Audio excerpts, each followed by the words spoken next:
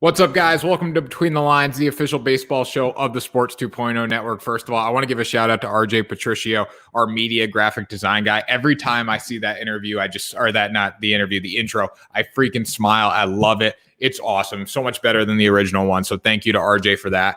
And thank you to all you guys too. Subscribe to the Sports 2.0 network on YouTube. We reached 700 subscribers thanks to all you. We really appreciate it. Man, we went from like 3 to 700 in a blink of the eye. It's been pretty impressive to watch. And that's only possible because of all you guys. So thank you so much. We really appreciate that. And I appreciate that too as well for the baseball content, because the baseball content has been going through the roof here at the Sports 2.0 network. One of our best websites right now, baseballspotlight.com. Let me show you this. We're going to start with this tonight. So here's Baseball Spotlight. If you want to read about baseball, this is the place to go. We got a few great articles on here to start. We're going to start with this one. National Padres game stopped after shooting. Tatis Jr., Machado, and Myers are heroes. This piece was from Grant Mitchell. We're going to start with this news tonight. Now, this is kind of old news a little bit. It happened over the weekend, but hey, we're going to talk about it here. Shooting at Nationals Park on Saturday. So the Padres are playing the Nationals. A shooting breaks out outside the gate. In the outfield. Will Reed was there, one of our content creators. He was actually live on scene at the game when this happened. So if you want a firsthand account of this, go over to our YouTube channel. There was a full show this morning with him talking about what happened in his experience as a fan. But this is a great article from Grant, kind of recaps everything. If you want the specific details of it, make sure to head here. But this was scary. This was really scary, and it shows that, there are crazy people out there and anything's possible in the world. Now, the shooting did happen in the outfield outside the gate.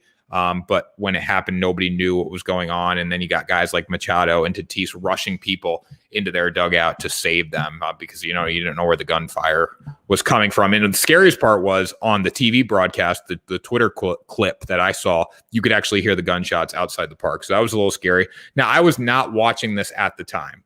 I was watching the Yankees and the Red Sox. Obviously, Yankees, I've been getting a lot of chirps. From the Yankees fans out there. Which, you know what? I deserve it. I'm going to be honest with you. I deserve it. I've been chirping a lot of Yankees fans. But wild night at the Bronx Zoo. This is from Saturday night.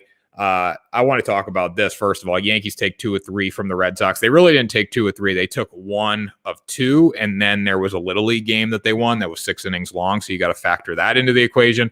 But wild night at the Bronx Zoo during the Red Sox and the Yankees game. There was a fan in the outfield. Now, Alex Verdugo threw a ball to a Red Sox fan, after they were warming up in the sixth inning. And then a Yankees fan catches it and throws it back at him. They clear the field. The place goes nuts. There's a freaking monsoon going on. The bleacher creatures in the outfield are loving every second of it. But that fan can no longer go to a baseball game in Major League Baseball for as long as he is alive, which is pretty crazy. Got a comment here from Grant Mitchell, one of my Parlay Power co-host, along with Will Reed. The Savages are back. The Savages are not back, Grant, and I know what you're trying to do right now. You're trying to get me all fired up, and I'm going to get fired up right now to talk about this. The Savages are not back. The Savages are not back at all. Are the Red Sox the best team in the American League East? I don't know. I'm going to be honest. I'm a Red Sox fan, but the Yankees sure as hell aren't. They got a lot of issues on their plate. Yeah, they got to make some moves at the deadline. Can they be good? Maybe. Who knows? I think they can get in with a wild card spot. But are they winning the American League East this year? No, because they put themselves so far in a deficit that they can't do it. Look, they made 1 game up on the Red Sox this week. Great. You made 1 game up on the Red Sox. Now you got to keep winning tonight. You got to keep winning this whole week. Then you got Boston again in Fenway Park. You think they're going to sweep the Red Sox in Fenway Park? Hell no, they're not. Go Sox. All right, Grant. So Grant's getting me all fired up already. But I just wanted to show you guys Baseball Spotlight. Thank you for all the support on there. We are rolling on Baseball Spotlight. Now, I'm going to give Yankees fans, I know Yankees fans hate on me, but I got a little something for you guys. New Jersey Yankee fans, at least. Now, New Jersey, the largest sports betting market in the United States. New Jersey, are you looking to bet on the Yankees? If you're looking to bet on the Yankees, you come to the right place. You are watching the right show. Use promo code SPORTS20 on Sugar House Sportsbook. You're going to get a deposit match up to $250. That means if I put in $250, you're going to get $250 in house money. Has anyone ever lost playing with house money? Hell no, they haven't. That's how this works. House money. You put in $10, they're going to give you $10 match if you're not a high roller. I suggest putting in $200 or $250. You're going to get $250 back. Take advantage of this offer so when the Yankees play the Red Sox next week at Fenway, you can bet this game and lose your money because you're probably going to bet on the Yankees and make a stupid bet. But good luck. I genuinely wish you guys good luck, seriously. So if you are interested in this, go into the description below, sign up for Sugar House Sportsbook, use code SPORTS20 when you're signing up. Doesn't have to be a bet on the Yankees, but I'm assuming most New Jersey people are Yankees fans. If you want to save it for football season and bet on the Jets, you want to put a future bet down on the Jets to go defeated this year. I saw that one today, plus 1,100 New York Jets to go defeated this year, meaning they will not win a game. You could do that with house money on Sugar House Sportsbook.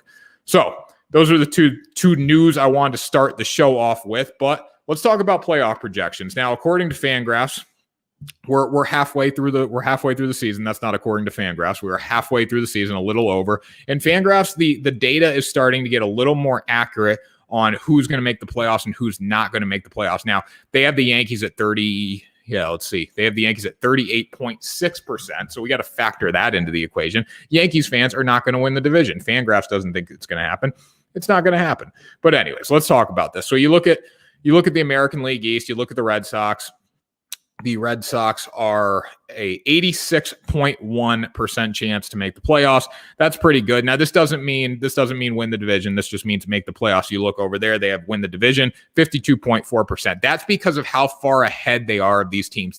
Every other team has dug themselves too big of a hole to make up, according to Fangraphs. Now, I'm not saying this is totally accurate, but this is what the odds are saying. The Rays, 70.2% chance to make the playoffs. Blue Jays, 46.8%. Yankees, 38.6%. Orioles have a 0% chance. That is very accurate. The Central, White Sox, 98.5%. They are the best team in the Central. There's no doubt about it. They're going to the postseason. Are they going to be good in the postseason? I have this debate a lot because they are getting healthier. Like, they're going to get Eloy Jimenez back. They're going to get some dudes back. They're pitching very, very well. Lance Lynn, Carlos Rodon, all these guys are throwing the baseball, phenomenally right now. That's going to help them a lot in the postseason. But again, in the postseason, it helps to play a tough schedule in the regular season to win in October, because in October, you don't get the cakewalk games. You don't. Everyone's good. So that's why I'm a little hesitant about the White Sox. A lot of people are high on them, though, so I give them some credit. I'm not very high on the White Sox. I'm going to tell you that right now. But I am high on the Houston Astros in the American League West. 94.3% chance to make the playoffs, to win the division. They're 85.3%. They're dominating right now. And I know, this is amazing to me because the Athletics are only 3.5 games back in the standings right now. And here's the thing about the Astros. This is a team full of cheaters, but if they won this year, it would not be the worst thing in the world. And here's why. Don't get after me for this. I know this is probably crazy. I don't want to see the Astros win. I'm going to be honest. I hate Jose Altuve. Now, I did like how he trolled the Yankees when they ripped his jersey off after he hit the walk-off home run 2 Sundays ago. But Dusty Baker, I want to see this guy win a World Series. This is one of the best managers of all time. I want to see him win a World Series. 56 and 38. He's doing a hell of a job with this team. He's kind of, he stepped into a really difficult role there in Houston. He's done a good job. So I'd like to see him rewarded for that. But do I want to see them win the World Series? No. I want to see the Boston Red Sox win the World Series, of course. Would I rather see the Astros win the World Series than the Yankees? I don't know. That would be tough. Okay, so if it's Astros and Yankees in the American League Championship Series, which isn't going to happen because I don't know if you guys remembered, but Yankees 38.6% chance to get in. That'd be a tough decision. I'm not going to answer that right now. The National League East is imploding. It's horrendous. I don't know how we thought this was going to be such a great division at the beginning of the season. But hey, you know what? We make mistakes. I made a mistake. I should never thought this was going to be a good division. 66.2% chance to make the playoffs. The Mets are really hurting right now. We're going to talk about them in a minute. They need to do some big things at the trade deadline. You got Jacob deGrom's injured now. Francisco Lindor, who, he didn't really show up to play baseball this season, but he is injured now at the deadline too. So we got to factor that into the equation. You got the Phillies, 27.6% chance. See, they have to win the division. This is the thing about the National League. You have to win your division because all 2 wildcard spots are going to come out of the National League West if you don't win your division. So you got Braves at 9.4% chance, Nationals at 3%, Marlins 0.1%. At least they got something because the Marlins, realistically, they're still kind of in the picture. Not really, but they've hung around pretty well this year. You got the Central, Brewers 92.4% chance to make the playoffs. Reds are playing decent baseball right now. I think we need to calm down about the Reds a little bit. I love Castellanos. I love Winker, but we need to calm down about them. You go Cubs, Cardinals. Cardinals this weekend should be a good, or this week. start of the week. Should be very good. I got the Cardinals tonight on the money line. Lock that up right now. They're got a 2.2% chance to make the playoffs. Cardinals are a middling team, by meaning that they're not going to be good, but they're not going to be bad. That's kind of what they are. Let's see, they're 495. Hopefully they end the season above 500, because we have a lot of Cardinals fans who work here, and they'll probably be very upset if they don't. But I see them about 500 at the end of the year. And then in the West, we're going to talk about the Dodgers and the Padres tonight. Our Dodgers, Padres, and Giants. Dodgers are playing the Giants tonight, but Padres, they're still in the mix as well. They have a 93.4% chance to make the playoffs. You know what's funny, too? The Giants have absolutely no respect. They have absolutely no respect. Well, look at what the Giants have done this year. 12.4% chance to win the division. And they have the best record in baseball. Like that blows my mind a little bit. I'm not super high on the Giants, but I'm not super low on the Giants either. I think they're going to be competitive. I think they are going to make the playoffs. I think they can make some noise. You know, they're probably going to get in as a wild card team, most likely. If history repeats itself and what everyone's saying comes to fruition, the Dodgers are going to win the division. The Padres and Giants are going to be the wild card teams. They're going to get a one-game wild card playoff. Can the Giants beat the Padres in a one-game series? Yes. You put Giants, you put Kevin Guzman on the mound. Padres, you go with Yu Darvish, and then best man wins. So that's kind of how that's going to work. But just wanted to go over the FanGraph playoff projections because, I mean, they're there. I mean, we're getting down the stretch here. It's very exciting.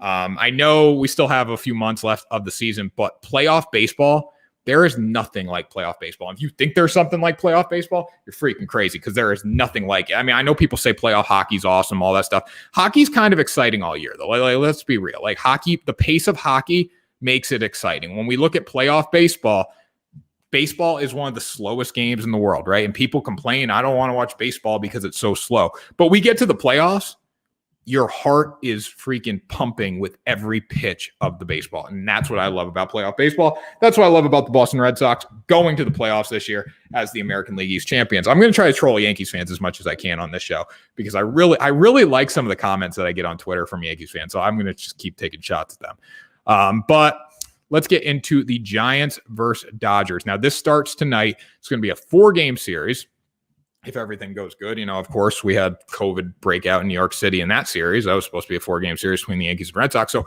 hopefully everything goes okay. Giants-Dodgers starts tonight. I'm very excited for this series. I'm sure you guys are very excited for this series too. First problem, though, I'm going to say, I said this on Parlay Power Hour this morning. My first problem with this is what baseball fans want to watch. I don't care if you're on the East Coast, the West Coast, or you're in the middle of the country. You want to watch this game. So if this game starts at 10:10 on the West Coast, how are we going to attract East Coast fans? West Coast fans are still going to watch this game if it's at 6:10 Pacific Standard Time, right? But are East Coast fans really going to stay up 10:10? Yeah, depending on how hardcore you are. Like, I'm pretty hardcore. I'm going to watch this game tonight. But a lot of people, more people would watch this game if it started at 9:10 Eastern Time. So I think baseball's got to figure that out. Got to figure it out like if it was a national televised game, because it's not nationally televised. I got to watch on MLB TV. But anyways. Oh, wait, is it? Let me see. Is it nationally televised tonight? Someone let me know in the comments if it's nationally televised. I don't think it is. Could be on Monday Night Baseball. But anyways, let's start breaking this down. So we look at tonight's series. Kevin Guzman on the bump versus Tony Gonsolin. Dodgers are in trouble. And I say that kind of, I don't know if I'm all in on that statement, but the Dodgers are kind of in trouble because they're really running out of pitching right now. You don't have Clayton Kershaw, and you don't have Trevor Bauer. We all know what's going on with Trevor Bauer, right?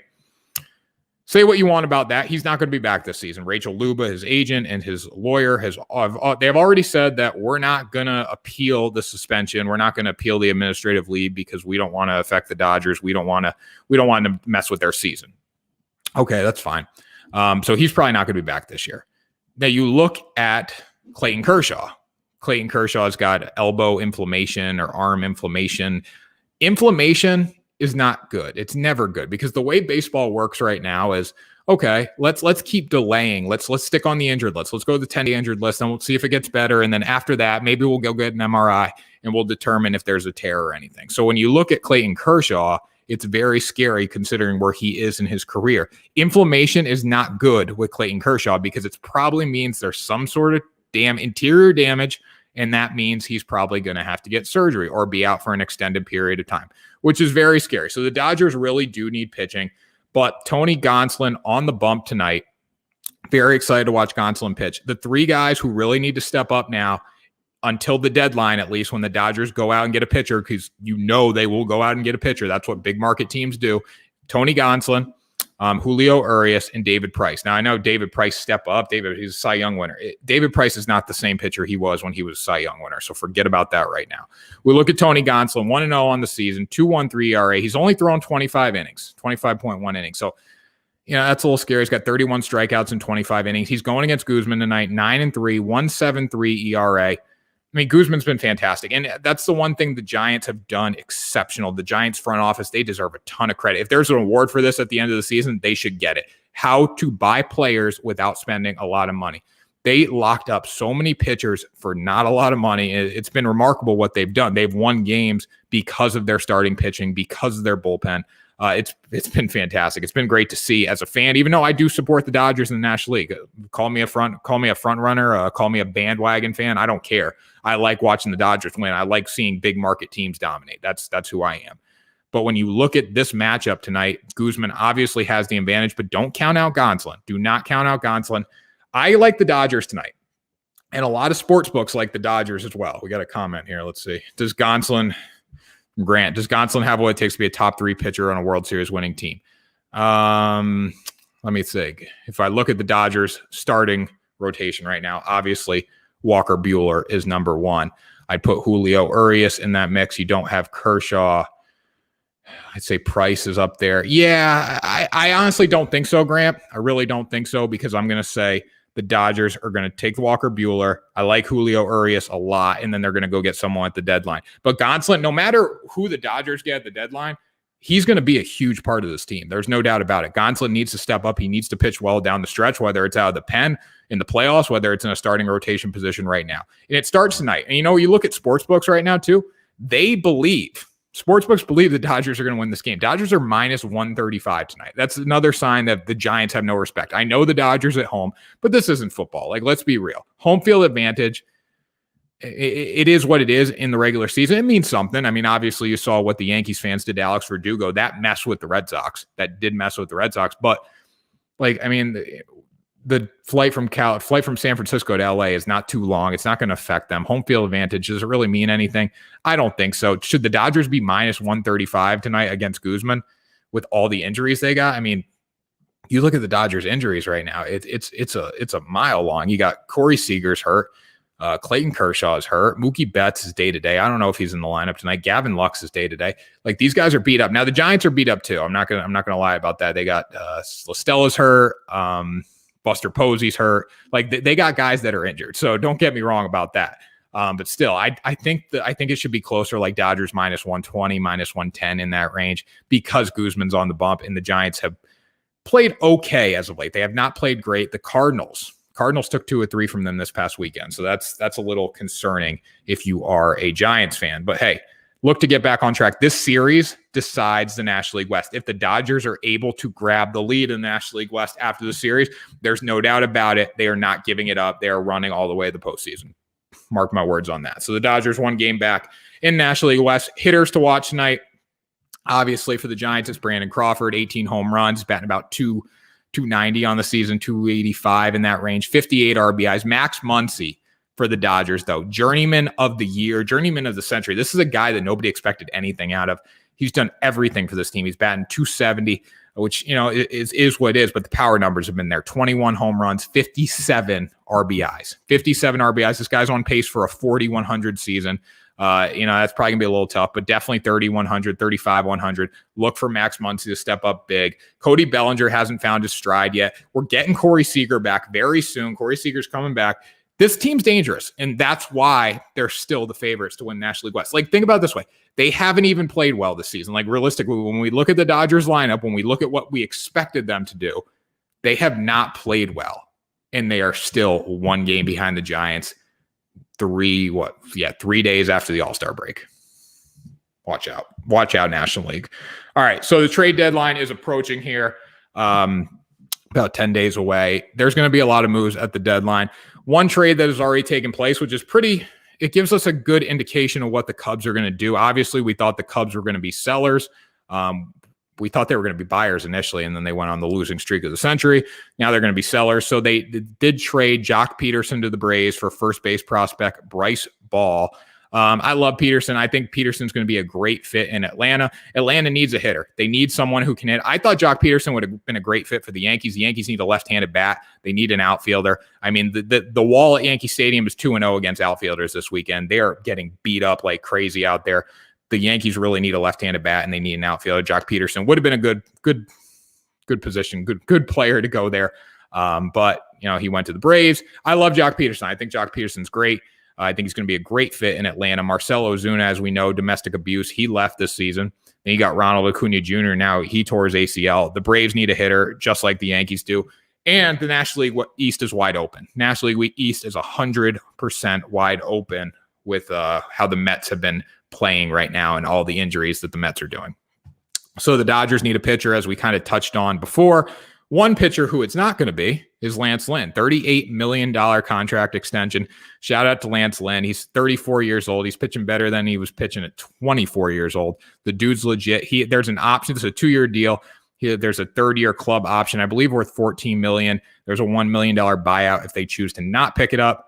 But Lance Lynn, man, shout out to you. You've been pitching sensational. This is one guy that looks like he was meant to pitch in Chicago. He was meant to pitch in Chicago. If you want to watch if you want to go read the details of this on Baseball Spotlight, that's the words I was looking for there. So I'm trying to switch the tab, show you guys this.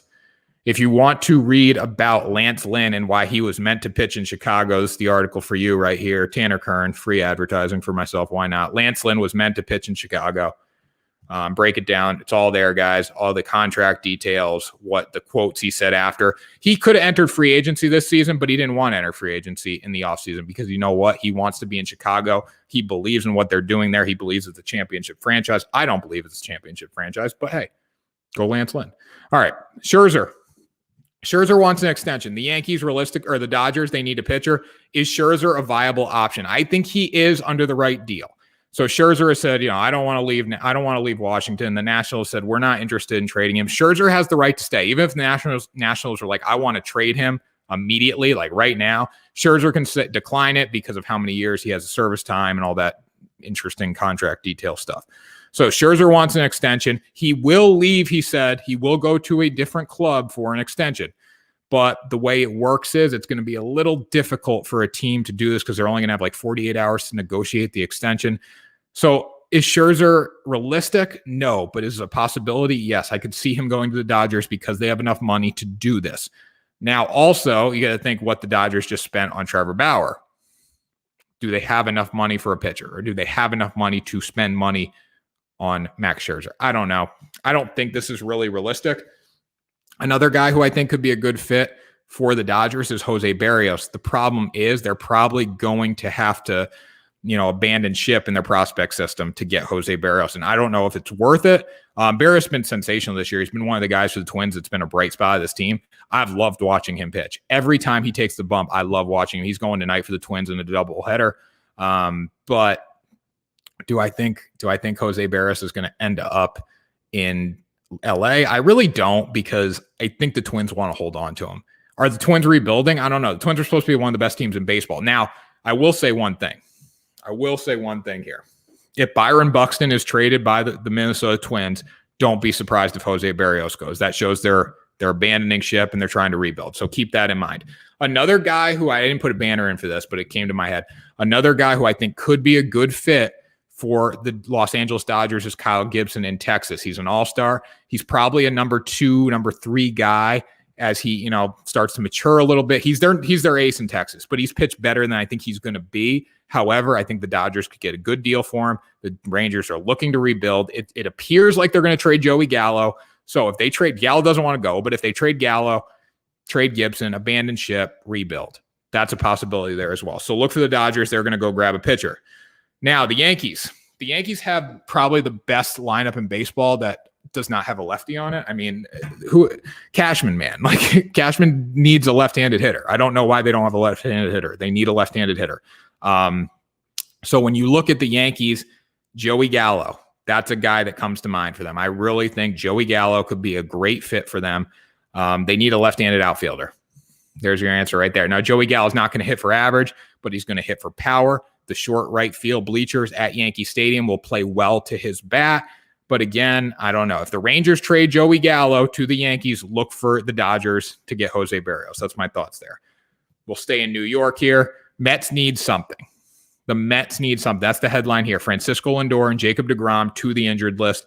That's bad. Now, Jacob deGrom's been notorious for bouncing back, right? You'll getting hurt and saying, I'm going to pitch in 7 days and doing it. They're both on the injured list. That's a little concerning. But the Mets have stated that they are going to make the necessary moves at the deadline to secure a playoff spot. They're going to secure the National League East. Whether that's true or not, I don't know. I have no clue what they're going to do here. I really don't have a clue, but I have an inkling, if that's the right word.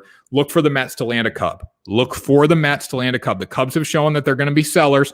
They have 4 big free agents coming up in the offseason. You got Wilson Contreras, Javi Baez, Chris Bryant, and Anthony Rizzo. They're not in the market for Anthony Rizzo. They don't need Anthony Rizzo. They have Pete Alonso. They don't need Wilson Contreras. That leaves 2, Javi Baez and Chris Bryant. That's a pretty good mix. If the Mets could land a Javi Baez or a Chris Bryant, that's pretty dangerous. And they have the financial means to do it, and they're willing to do it. That's the biggest thing. There's teams that say, I'm going to go out and I'm just going to make a profit. Then there's teams that say, I'm going to go win a World Series. The Mets behind Steve Cohen are determined to say, I'm going to go win a World Series. Look for them to land a Cub. So that does it, guys, for Between the Lines tonight.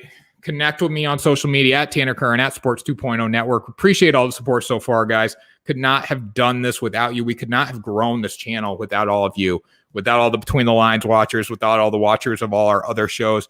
Make sure you subscribe, guys. We reached 700 today. Thank you so much. And remember, Yankees fans, Mets fans, New Jersey people looking to bet on the Yankees. I should add Mets in there because you know what? The Mets have a better chance of making the playoffs if you look at FanGraphs. Use promo code SPORTS20 on Sugar House Sportsbook. You're going to get a deposit match up to $250. The information is in the description below. Check it out, guys. You're not going to regret it. You're going to win big on Sugar House Sportsbook. One of the best books in New Jersey. I guarantee that. So that does it, guys. Hope everyone has a good night. I will talk to you tomorrow for an episode of MLB Daily Picks. Remember to catch Alec Bussey on Thursdays for Between the Lines. So that does it, guys. Have a good one. Talk to you soon.